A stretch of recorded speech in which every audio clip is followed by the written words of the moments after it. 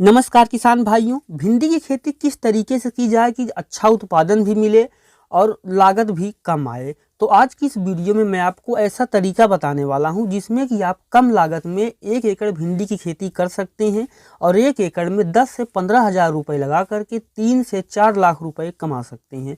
अगर आपकी भिंडी 15 से 20 रुपये किलो बिक जाती है फिर भी आप आसानी से 3.5 से 4 लाख रुपए कमा सकते हैं। भिंडी की खेती की संपूर्ण जानकारी आपको इस वीडियो में मिलने वाली है, जैसे भिंडी के लिए उपयुक्त जलवायु और मिट्टी, खेत की तैयारी, 5 हाइब्रिड किस्में, बीज दर और उपचार, बुआई का सही तरीका, खाद और स्प्रे का A to Z शेड्यूल, खरपतवार नियंत्रण, सिंचाई का सही तरीका, कीट रोग का A to Z नियंत्रण, उत्पादन, लागत और कमाई। जब आप इन 10 पॉइंट को अच्छे तरीके से समझ जाएंगे तो 1 एकड़ भिंडी की खेती करके आप बहुत ही अच्छा उत्पादन और बहुत ही अच्छी कमाई ले सकते हैं। तो इस वीडियो को आप पूरा देखिएगा। एग्री आकाश चैनल पे आप पहली बार आए हैं, चैनल को भी सब्सक्राइब कर लीजिएगा, क्योंकि खेती बाड़ी से जुड़ी हुई ऐसी ही महत्वपूर्ण वीडियो मैं आपके लिए बनाता रहता हूं। चलिए शुरू करते हैं। किसान भाइयों, भिंडी की खेती के लिए आपको कम से कम 20 से 25 डिग्री सेल्सियस और अधिक से अधिक यानी ज़्यादा से ज़्यादा 42 डिग्री सेल्सियस तापमान की ज़रूरत होती है। अगर 42 डिग्री से ज़्यादा पे आप बुआई करते हैं तो जो फूल हैं वो गिरने लगते हैं, और अगर 20 से 25 डिग्री से कम तापमान होता है तो बीज का जमाव नहीं होता और पौधा विकास नहीं कर पाता है। तो आप 20-25 मिनिमम और 42 मैक्सिमम, इसके बीच में भिंडी की खेती करें, तब आप अच्छा उत्पादन ले पाएंगे। मिट्टी की बात करें तो आप भिंडी की खेती हर तरह की मिट्टियों में कर सकते हैं।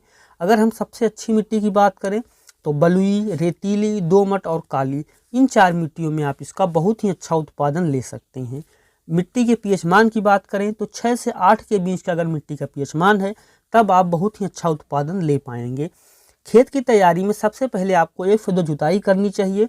उसके बाद खरपतवार निकाल करके उसमें आप गोबर की खाद डाल सकते हैं, वर्मी कंपोस्ट डाल सकते हैं, चिकन मैन्योर डाल सकते हैं, या कोई और भी हरी खाद है तो आप उसको डाल सकते हैं। उसके बाद 2 से 3 जुताई फिर कर लीजिए। जब आपकी जो मिट्टी है पूरी तरीके से भुरभुरी हो जाए तो उसमें आप 2 चीज़ें कर सकते हैं। पहला, अगर आपका खेत समतल है तो आप क्यारी में बुआई कर सकते हैं। दूसरा तरीका है कि आप बेड बनाएं।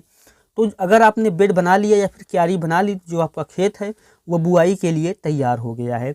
जो हमारी पहली हाइब्रिड किस्म है वो है UPL की राधिका। इसकी जो बुआई है वो पूरे साल की जाती है, तो आप इसकी बुआई जो है पूरे साल कर सकते हैं।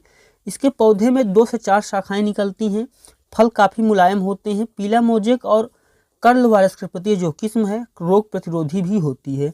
पहली तुड़ाई इसकी 40 से 45 दिन में शुरू हो जाती है, तो इस किस्म को आप लगा सकते हैं। जो हमारी दूसरी हाइब्रिड किस्म है वो है नामधारी सीड्स की NS 867। यह जो भिंडी है इसका पौधा मध्यम होता है और 2 से 3 शाखाएं इसके पौधे में निकलती हैं। इसका जो पौधा होता है वो छोटा होता है, झाड़ीदार होता है। और पहली तुड़ाई की बात करें तो 42 से 45 दिन में शुरू हो जाती, तो आप इस किस्म को लगा सकते हैं।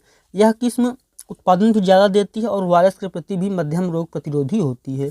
हमारी तीसरी हाइब्रिड किस्म है वो है सिजेंटा की OH 517। यह जो किस्म है ज़्यादा उत्पादन के लिए जानी जाती है। पहली तुड़ाई इसकी 45 से 50 दिन में शुरू हो जाती है। इसका पौधा मीडियम होता है और मजबूत होता है। और जो हमारी चौथी हाइब्रिड किस्म है वो है नुनहेम्स कंपनी की सिंघम भिंडी। यह लंबे समय तक फल देती रहती है। इसका जो पौधा होता है वह भी काफ़ी लंबा और स्वस्थ होता है।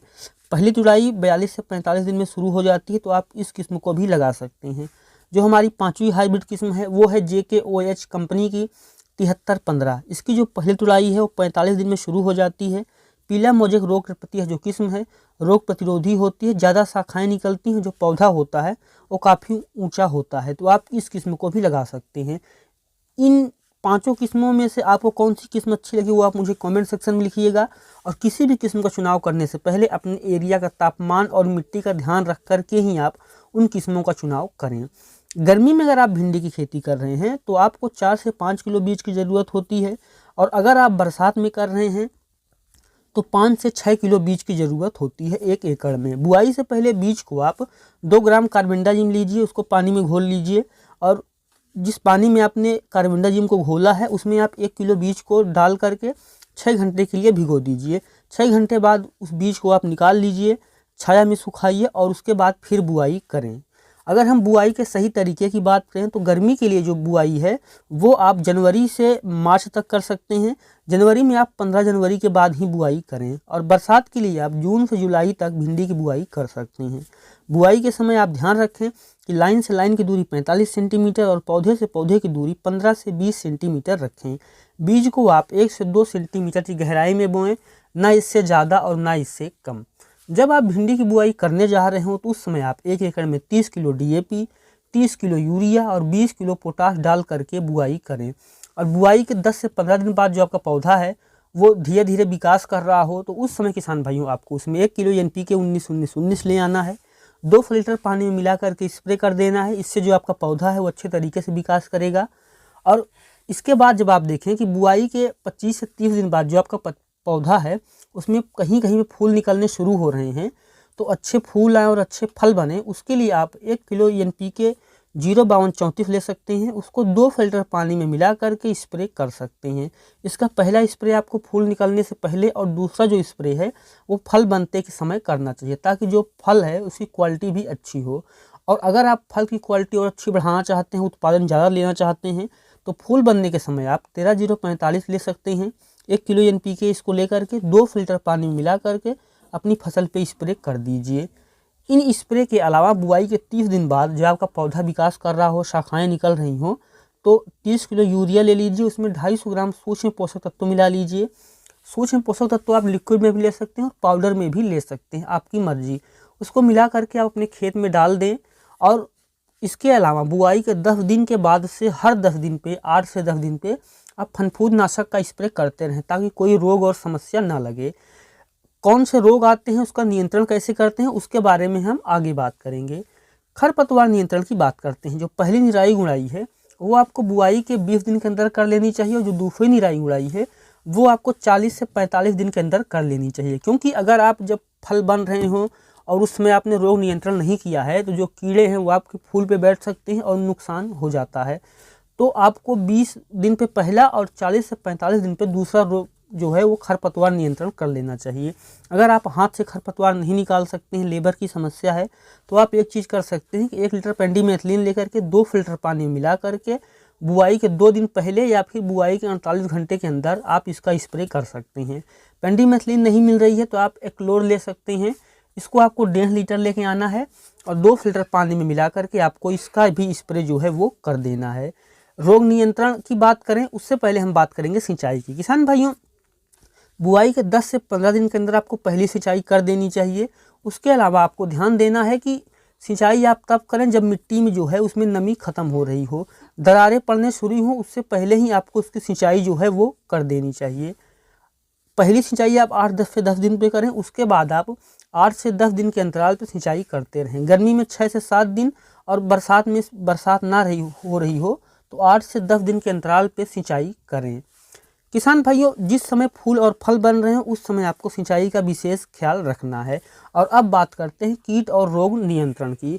बहुत तरह के कीट और रोग नियंत्रण जो हैं वो भिंडी की फसल में लगते हैं, तो उनके बारे में बात करेंगे। जो हमारा सबसे पहला कीट है वो है शाख और फल का कीट। किसान भाइयों, यह जो कीट है ये पौधे के विकास के समय शाख में बैठ जाता है और इसके हमले से प्रभावित जो शाखा है वो सूख करके झड़ जाती है। बाद में जो फल हैं वो फलों में अपना मल भर देता है, जिससे जो पौधा है वो बिल्कुल ही बर्बाद हो जाता है।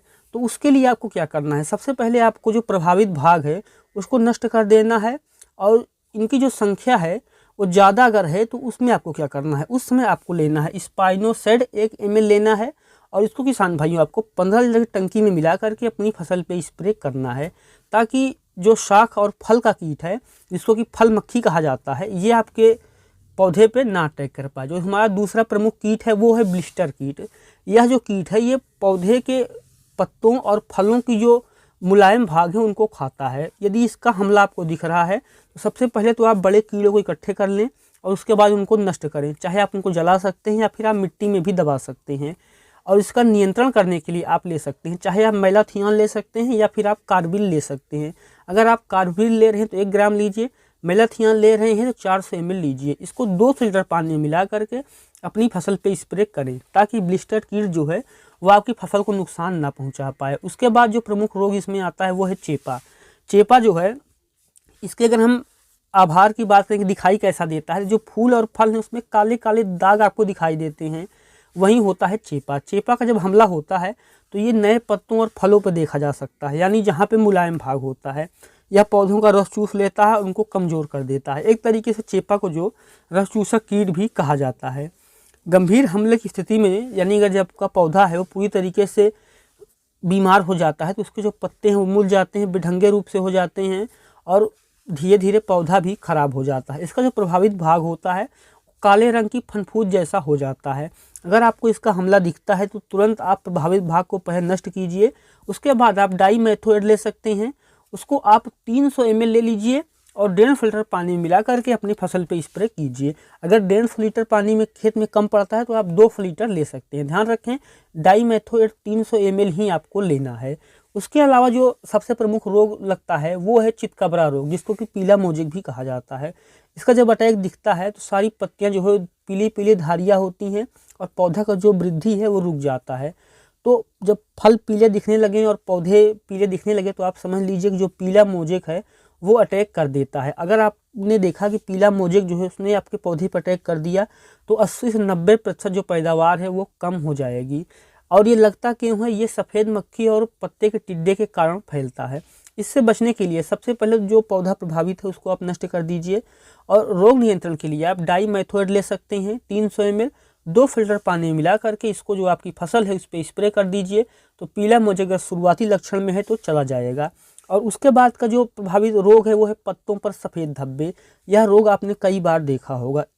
इसका अगर हम बात करेंगे दिखता कैसा है, तो इससे जो नए पत्ते और फल हैं इन पे धब्बे पड़ते हैं, फिर धीरे धीरे जो पौधा है वो फल की क्वालिटी भी ख़राब कर देता है और पौधा भी बेकार हो जाता है। इससे बचने के लिए आप घुलनशील सल्फर ले सकते हैं जो पानी में घुलती हो, 25 ग्राम लीजिए और 10 लीटर पानी में मिला करके स्प्रे कीजिए। अगर शुरू में कहीं पे दिख रहा है तो आप वहीं पे स्प्रे कीजिए और अगर धीरे धीरे पूरे फसल में फैल रहा है तब आप इसको 250 ग्राम ले सकते हैं और 2 लीटर पानी में मिला करके स्प्रे कर सकते हैं। अगर आपको सल्फर नहीं मिल रहा है तो आप पेनकोलाजोन भी ले सकते हैं, इसको आपको 10 ml ही लेना है। और अब बात करते हैं कि जो पत्ते पे धब्बा रोग होता है, काले पीले रोग हो जाते हैं पत्तियों पे, उससे बचने के लिए आपको क्या करना है किसान भाई। उससे बचने के लिए सबसे पहले आपको जो भी उपचार दिखाई दे रहा है पौधा उसको नष्ट कर दीजिए। और उससे बचने के लिए आप एक चीज़ कर सकते हैं कि बीज को थीरम से उपचारित करें, क्योंकि अगर आप कार्बेंडाजिम के साथ थीरम का उपयोग करते हैं तो ये समस्या नहीं दिखती है। फिर भी अगर आपके खेत में लग गया है तो आप कार्बेंडाजिम और मैंकोजेब का मिश्रण लेकर के इस पर स्प्रे कर सकते हैं। इसके लिए आप जो मैंने खाद प्रबंधन के समय बताया था कि आप हर 10 दिन पे स्प्रे करते रहिए, तब जो ये रोग है वो आपको कम देखने को मिलेगा। और उसके अलावा जो दूसरा रोग प्रमुख है वो है जड़ गलन। जड़ गलन जो है इसकी जो जड़ें हैं इससे वो भूरी रंग की हो जाती हैं और धीरे धीरे पौधा मर जाता है। यह जो रोग है आपको शुरुआती अवस्था में दिखाई देता है। इससे बचने के लिए आपको एक ही खेत में बार बार फसल ना लगाएं, अलग अलग फसलें लगाएं, तब आप इससे बच सकते हैं। और अगर आपके खेत में अटैक दिख रहा है तो आप कार्बेंडाजिम का स्प्रे कर सकते हैं, ये जो रोग है वो ठीक हो जाएगा। बीज को उपचारित करके बोएंगे तो यह जो रोग है वो आपको कम दिखेगा। और जो हमारा अंतिम रोग है वो पौधे का सूखना। इसके शुरुआत में पत्ते पीले पड़ के मुड़ने लगते हैं और बाद में पूरी फसल सूख जाती है। इससे बचने के लिए आप कार्बेंडाजिम का नियमित स्प्रे करते रहें तो यह भी जो रोग है वो आपकी फसल पे दिखाई नहीं देगा। और अब हम बात करते हैं कि उत्पादन कितना निकलेगा, कमाई कितनी होगी। किसान भाइयों, 1 एकड़ में पूरी फसल के दौरान आपको 100 से 120 क्विंटल तक का उत्पादन देखने को मिलता है।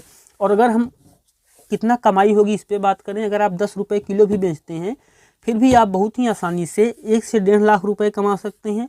आमतौर पर जो भिंडी का रेट होता है वो 15 से 20 रुपए किलो होता है। अगर आप 20 रुपए किलो के आसपास बेच पाते हैं तो आप 3 से 4 लाख रुपए कमा सकते हैं। लागत आपको 10 से 15 हज़ार रुपये की आती है। और अगर आप सारा स्प्रे शेड्यूल पूरा फॉलो करते हैं तो आप 15 से 17 हज़ार रुपये में पूरी फसल उगा पाएंगे।